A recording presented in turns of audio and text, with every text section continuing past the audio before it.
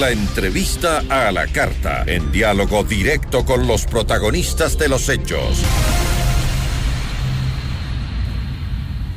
Nos acompaña en esta entrevista Lolo Echeverría, analista político. Lolo, es un gusto. ¿Cómo está? Muy buenas tardes. Buenas tardes. Un gusto saludarle a usted y a la audiencia. El presidente de la CONAIE, Leonidas Issa, aseguró que esperan el diálogo con el primer mandatario y que se realice hasta antes del 11 de septiembre, cuando pues justamente volverá el precio de los combustibles a moverse. De lo contrario, va a seguir generando una reacción negativa. Eso fue textualmente lo que dijo, lo que advirtió más o menos. ¿Cómo debería reaccionar el gobierno ante las amenazas que está haciendo la CONAIE? Bueno, lo que demuestra este condicionamiento que han establecido y este ultimátum, incluso esta velada amenaza, lo que demuestra es que los dirigentes de la CONAIE están desubicados. No se puede poner condiciones a una invitación que ha hecho el presidente de la República al diálogo. Las condiciones señaladas de que vayan 100 delegados, de que se tramiten directo, de que ellos señalen la fecha, todo esto lo que indica es que están negándose al diálogo.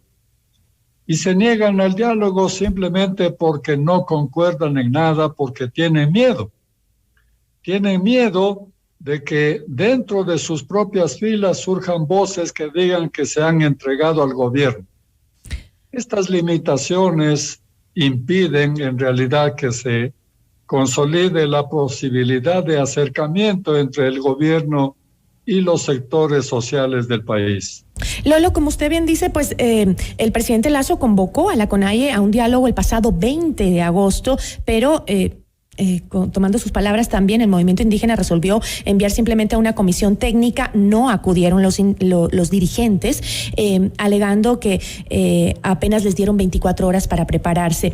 ¿Cuál ha sido la apertura, cree usted, de la CONAIE a estos diálogos con el gobierno? ¿Simplemente no los están tomando con la consideración que deberían? Simplemente se están negando al diálogo. Al establecer esas condiciones que son realmente imposibles, eso quiere decir que no quieren, no desean el diálogo.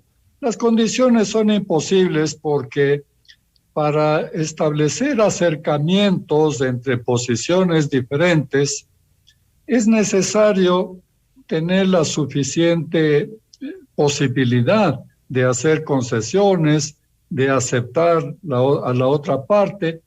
Y todo esto parece que no quieren los indígenas porque están entregados a una ortodoxia demasiado rígida.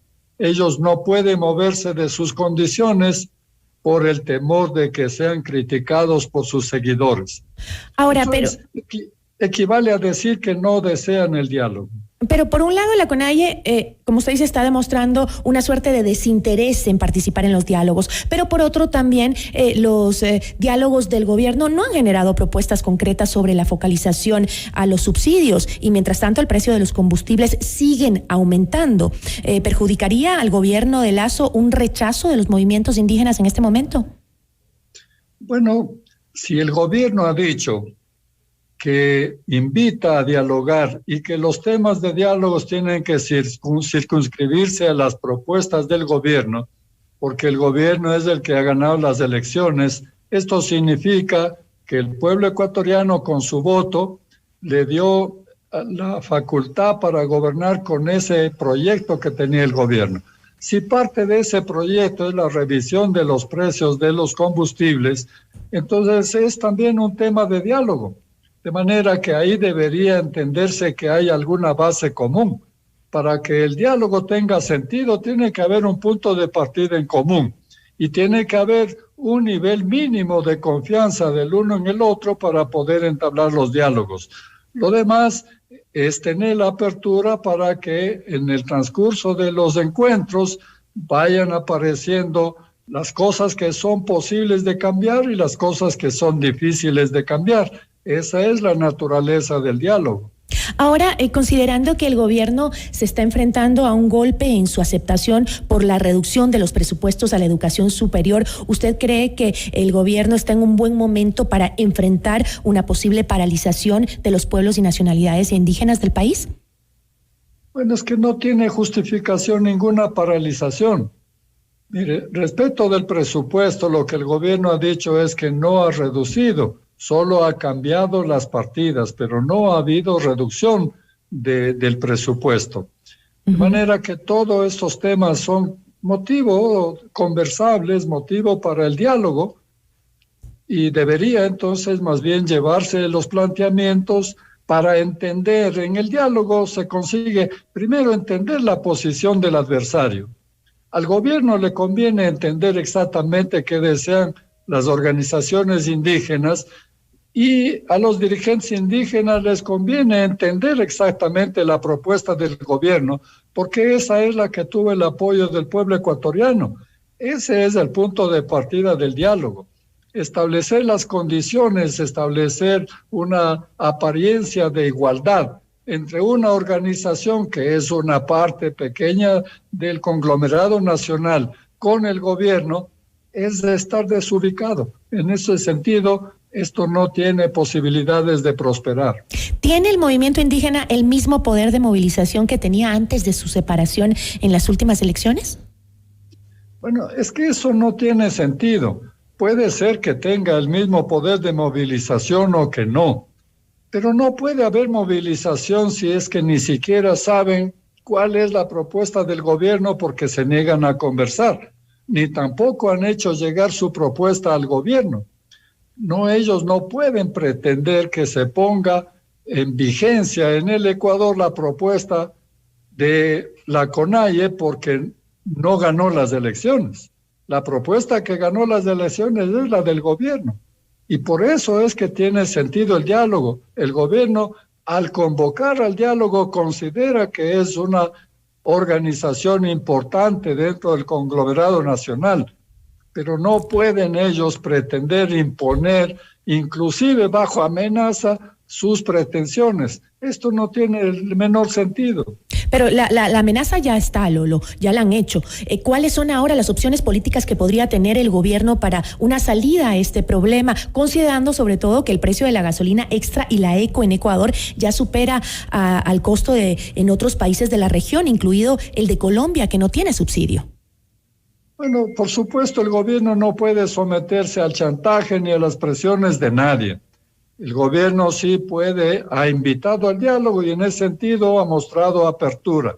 De manera que lo que correspondería sería que el gobierno establezca las condiciones, nuevamente las condiciones de la invitación, estableciendo la nueva fecha, porque ya no se pudo cumplir en la fecha original. Establecer una nueva fecha y los temas del diálogo, esto le correspondería al gobierno. Y entonces veremos si es que la CONAIE quiere verdaderamente el diálogo o no. Si lo que quiere es simplemente un pretexto para organizar marchas y protestas, etcétera, entonces ya debe tener otro tratamiento por parte del gobierno y de la sociedad ecuatoriana. ¿Está la inestabilidad de los precios de los combustibles afectando o podría afectar la aceptación del gobierno? Mire, lo de los precios de los combustibles ya se ha conversado y se sabe perfectamente bien. Hay la propuesta de focalizar los combustibles, eso es lo correcto. Lo que no se puede es aceptar que sigan los precios irreales de los combustibles porque drenan recursos que podrían justamente ir a atender la cuestión social, que es una situación bastante crítica debido a la pandemia y a la crisis económica. De manera que se requieren recursos, pero con los precios que venían rigiendo en los combustibles, un subsidio exagerado. Este era un subsidio que estaba beneficiando a los sectores más pudientes, que estaba beneficiando al narcotráfico, que estaba beneficiando para que se vayan por la frontera a otros países, al contrabando. Entonces no era aceptable esa situación.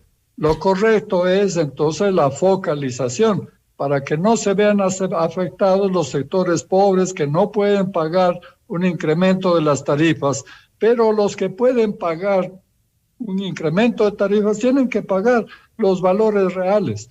Entonces, el gobierno ya ha explicado esta situación y esto sería entonces para los detalles uno de los temas del diálogo. Esperemos que eso se dé, el diálogo, y que el movimiento indígena no cumpla con esas amenazas de que podría generar un mayor problema a la situación tan crítica que ya vive el país. Lolo, le agradezco muchísimo por habernos acompañado. Gracias a usted. Una buena tarde. Agradecemos al analista político Lolo Echeverría por esta entrevista. Esto es Notimundo a la Carta, siempre bien informados.